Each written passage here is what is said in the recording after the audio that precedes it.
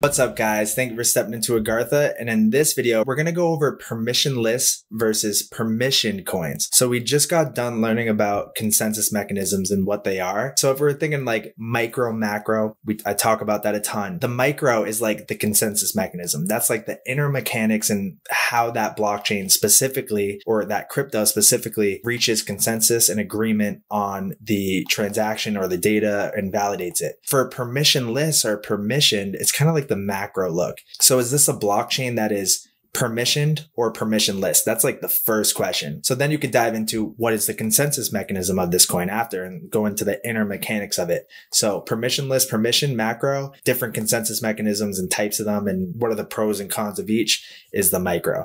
So let's start it off with a recap synopsis. A permission blockchain needs prior approval before using, whereas a permissionless blockchain lets anyone participate in the system. So it's right in the name. So even though permissionless, permission kind of sound familiar, you can't use them for the same things. So people might not be keen on using a permission cryptocurrency, as one of the major drawbacks of a permission cryptocurrency is that no one has control over how it works. So a permission and permissionless blockchains are branches of the same technology, but they are developed to meet different needs, which sets their use cases apart. And it all circles back to what is the use case, or what is this blockchain network or cryptocurrency? What are they trying to solve? If they lay out to you what they are aiming to solve with their revolutionary blockchain product or system or service or whatever, if you can figure that out, then you're now able to ask the right question. If they're trying to solve working with banks to facilitate on the back end of the bank system, blockchain mechanism to facilitate faster payments and faster ways to settle your money, then maybe it's not likely that a permissionless network or blockchain solution would be sufficient for that type of use case, because we're talking about banks. And do banks want an open system where anybody can participate in and look at what's going on in? No, they want something less transparent. They want something that, hey, you need permission to join this network and participate with it. So maybe it's a permission network where the nodes on the network are a bunch of the banks. So a blockchain solution could definitely serve that use case or that niche. Then you have other blockchain solutions like maybe decentralizing social media. And you have a blockchain that is trying to be the decentralized Facebook. So a permissionless may work great with that because you're trying to be an open network. You're trying to not limit the amount of participants in it or people building on it. So in that case, if you had a coin that was building a decentralized social, then a permissionless network might be the case and the best route to go for that use case. So if we're able to ask ourselves or find, or if that blockchain company or crypto that we're eyeing, they lay out to us what they're trying to solve with their solution or their crypto, now we can ask the right questions. All right, is it permissionless or permissioned? Okay, will that work with that use case that they're trying to do? Well, let me see. Permissionless, then anybody can participate on it. Okay, maybe not. Maybe a permission network where there's a select approval, people or members being able to participate in that network, that would work for that. Okay. All right. So they're solving this, and then they're a permission network. And now what's their type of consensus mechanism? Is it federated Byzantine agreement? Is it proof of work? Or is it proof of stake or proof of history? And what does that certain consensus mechanism, what's the benefits of it? What's the cons of it? Now we're able to really put the big picture together and see if this coin or crypto has the best potential of solving that problem and gaining mass adoption and traction, which then the value of that coin and the price, which would obviously reflect that traction and rise. So let's go into examples. Permissionless blockchains are more appropriate for transparency and decentralization. So the blockchain trilemma, it always goes back to as well too. So permissioned blockchains are used for companies that clearly need defined roles for their participants. So a company doesn't want anybody to be able to access their systems, just like they don't want anybody to access their systems today. But building a permission blockchain network, they're able to do everything they wanted to before and more.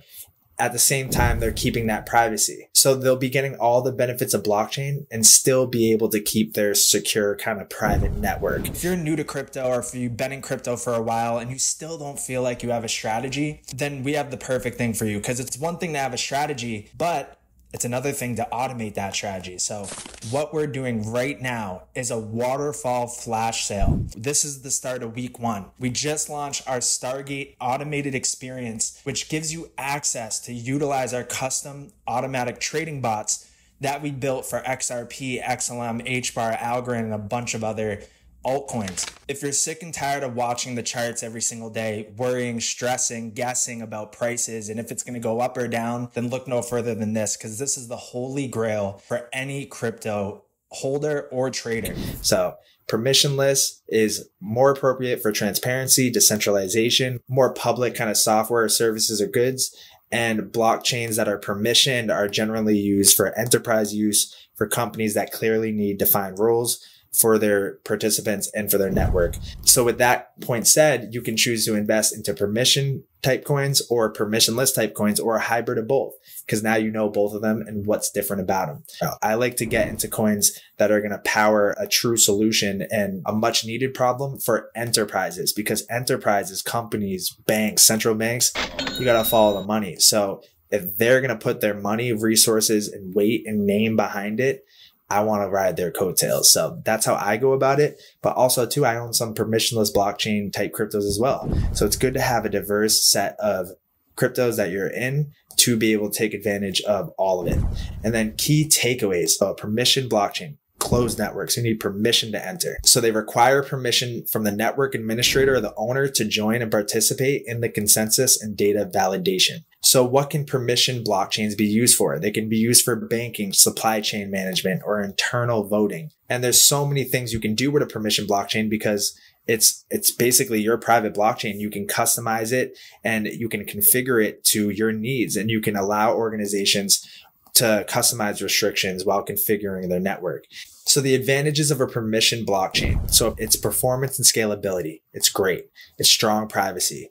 It's defined rules. And then we have disadvantages. So it's not truly decentralized. So remember the blockchain trilemma, where for scalability and for security, you have to give up a little bit of the decentralization. So for permission networks, it's not truly decentralized and it's less transparent. And the owners and operators can change the consensus rules at any time. And with fewer participants can increase the risk of corruption. And now permissionless blockchain. They're also known as trustless or public blockchains. They're open networks, open source, available for anyone to join. A user can create a personal address and then interact with the network either by contributing, by validating transactions, or by just using it to make transactions. An example of that's Bitcoin. Bitcoin is an open source, public, permissionless blockchain. Anybody can contribute to the code, contribute to validating transactions through proof of work, and anybody can buy some Bitcoin and send it to somebody else across the world or sell it or whatever. So it's a truly open source, open technology, permissionless blockchain, Bitcoin. It's decentralized. Data cannot be changed and mostly anonymous with a few exceptions. Open source protocols just means that they ensure full transparency of transactions. You're able to look at the whole thing. It's all there. You can go on a Block Explorer, go on to the code and see if it all checks out. A permissionless blockchain is suitable for running and managing digital currencies. And it can also be used for voting, digital identity, and fundraising. So decentralized fundraising or crowd raising. So advantages of a permissionless blockchain: broader decentralization. And then you have higher transparency, resistance to censorship, and strong security. And then disadvantages: it's less energy efficient, it's slower, and more difficult to scale. But with both a permission blockchain, a permissionless blockchain, each of these advantages and disadvantages provide value for a certain need or use case. So that's why it's good to know this stuff. Once you start to get the scuba gear on and dive into actually buying your first crypto, or maybe you already have, and now you're looking at a way of rethinking how you go about which cryptos you get into, now you're going to know the advantages and disadvantages of a permissionless blockchain, and you're going to be able to look at that coin and see what the use case is and apply these things and see if what they're doing requires a permissionless blockchain or a permissioned, and then see what type of consensus mechanism they're using and see if it all checks out. So that's it for this video, guys. This is permissionless versus permissioned cryptocurrencies. And in the next video, we're going to go over what is a stable coin. So I'll see you in that one. Are you sick and tired of just stressing and guessing, holding and hoping, and watching the crypto market go through its ups and downs and not doing anything about it? If you're someone in that position, then look no further than the Stargate automated experience. We just launched it and we built custom automated trading bots for XRP, XLM, HBAR, and a bunch of other utility coins. If that sounds of interest to you and you want to learn more, click the video below and I'll see you over there.